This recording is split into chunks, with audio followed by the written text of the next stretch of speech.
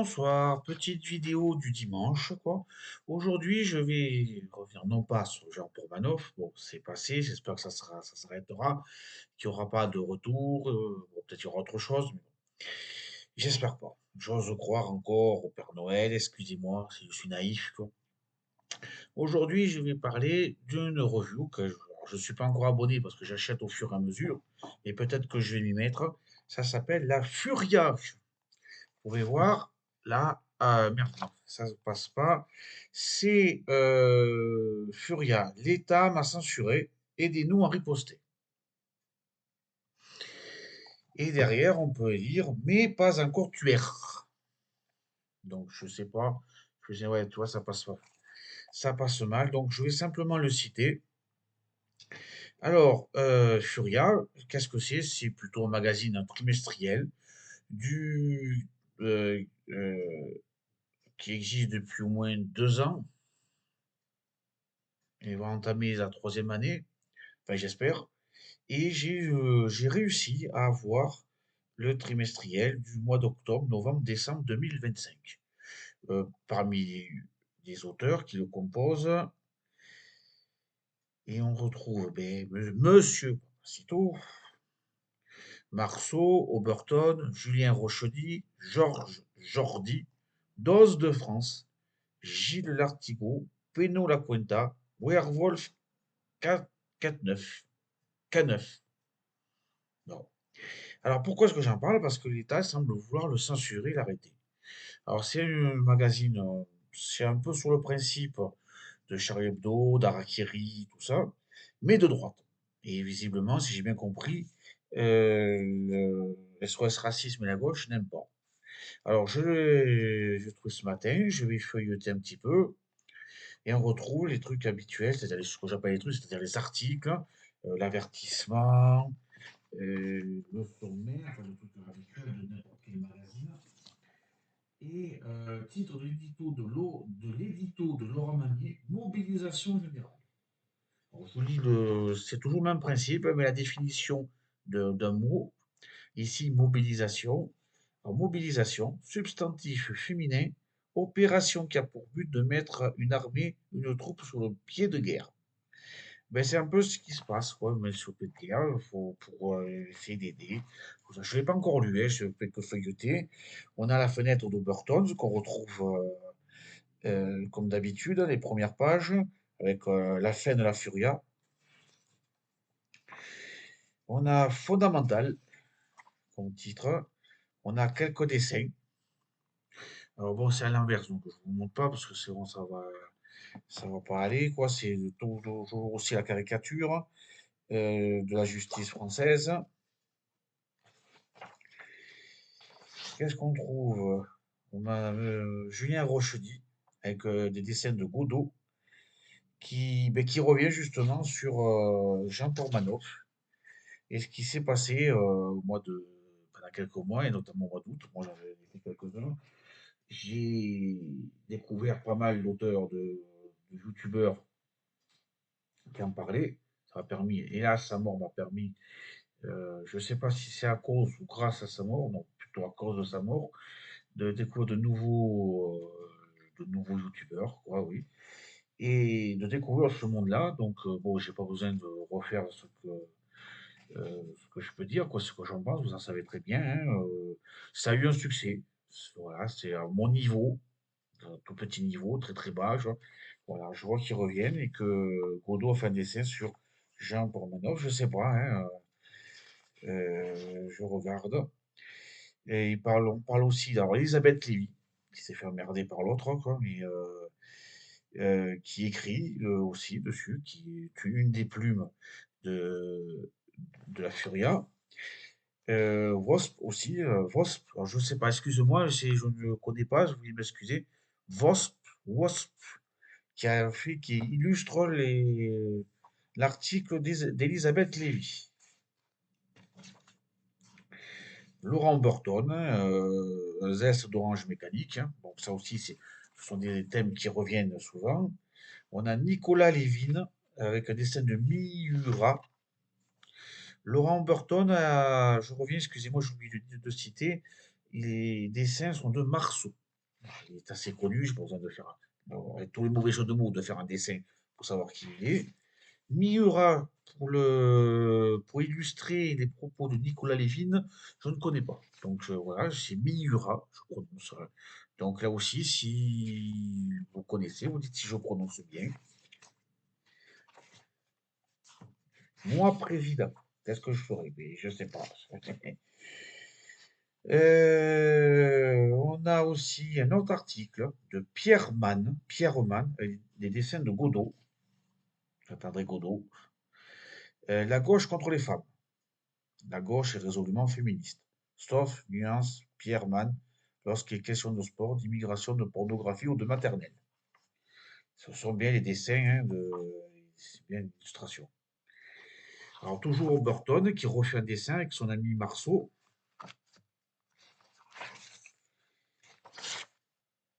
On a Papacito, pareil, Godot qui revient, qui nous fait un article. Spectrographie des fils de pute, comment les identifier, comment les reconnaître.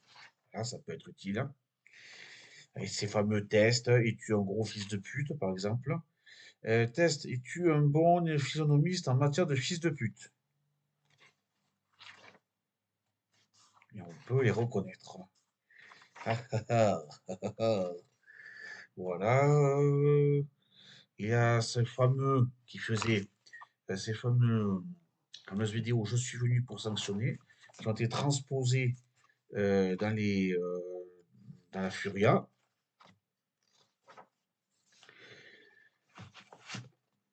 On a ensuite ce qu'on appelle une dose de France, Johan Colo, avec des dessins de Kent. Je lis simplement le début. Pour la Furia, Johan Colo, créateur du podcast Dose de France, montre que la bataille culturelle se joue aussi dans l'assiette. Kebab et burger mettent la gastronomie française en sandwich. Bon appétit.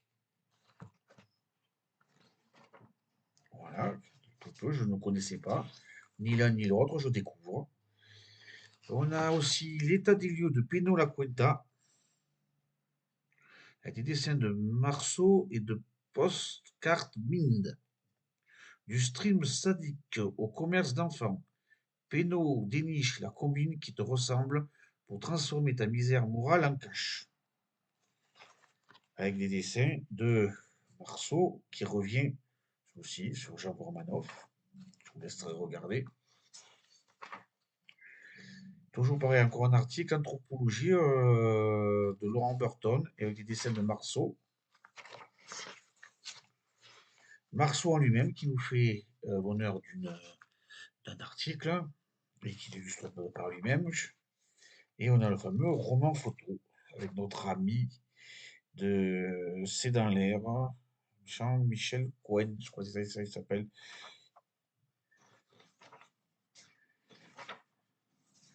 Laurent Burton. Alors là, la différence, c'est qu'il y a des dessins de Saint-Céran, et il parle de, je fais ça plus, oui, ranimer l'histoire. Le 13e livre de Laurent Burton arrive à la fin du mois d'octobre. Il ne va pas tarder à arriver. L'auteur nous en dévoile en exclusivité la tenue. Un peu de pub, ça fait pas de mal. Ah, un que j'aime bien, et parce qu'il parle de rock pop, donc j'aime bien la musique, tout ça, c'est un aspect de la culture que j'aime bien, que j'apprécie. C'est Contre-culture, Patrick Heudeline, avec des dessins de Godot. Rock et pop à gauche toute. On l'avait bien remarqué, le rock mou d'aujourd'hui, comme la pop, ne saurait marcher hors des clous. Le camp du bien ou rien. Eh ouais, c'est le rap. Ensuite, des nouveaux, quoi. Estilo Puro de Neuvik, avec des dessins de Saint-Cyran. Comment fumer un cigare avec style? Oui, vous pouvez, oui. Eh oui, avec tous les... Tout ça. Eh oui, Astre sombre, planète libre, Arnaud Florac et des dessins encore de Saint-Cyran. Ethan Hunt, un héros de notre temps. Je ne connais pas Arnaud Florac, donc bienvenue. Bienvenue à lui. Bienvenue, bienvenue. Ouais, ça vient de sortir. Marceau, Papacito, F de P de la mode. Oui, ça va sortir. Un peu de pub. Toujours Laurent Burton, que la sauce sorte avec toi. Georges Jordi, avec des dessins de postcard bind. Partie 2 sur 2, divine surprise, hein, dans un Paris nettoyé, ordonné, méticuleusement transformé. Georges Jordi continue sa traversée à l'affût de l'indice qui expliquerait l'inconcevable. Eh ouais, eh ouais, ouais. Stalinologie de Gabriel Morel avec des dessins de Stanislas. Les 16 vers. Eh ouais, eh ouais, ouais. Le grand relâchement. Chien versus enfant de Werewolf K9 et des scènes de post-Carmine. Ouais, je ne sais pas qui c'est, Werewolf. Donc, bienvenue à toi. Et encore nouveau, quoi, Lou Vialet, avec des dessins de Miura. France-Afrique, l'art subtil de se faire marcher dessus. Ouais, voilà. Ensuite, on a un autre article de Gilles Lartigot, dessin de Exo.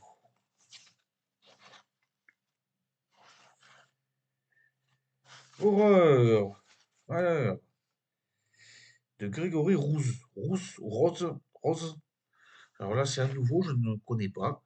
Alors, je prononce Grégory Rouse, R-O-O-S-E, donc excusez-moi de sa prononciation. Et il y avait des dessins de Miura. Ensuite, on a Arsenic et dentelle de Céline Ballan. Et on finit avec la fiction de Laurent Oberton, avec des dessins de Marceau, Journal d'un vieux con. Et on finit avec Almanach Vermouth, Anna Poder, Poder la Bordelière. Voilà. Donc, ça c'est un petit résumé, hein, j'ai feuilleté. Pourquoi est-ce que je vous en parle? Parce qu'on parle souvent de liberté d'expression. Donc, normalement, ça ne rentre pas dans le cadre de la loi qui interdit tout ce qui est propagande naze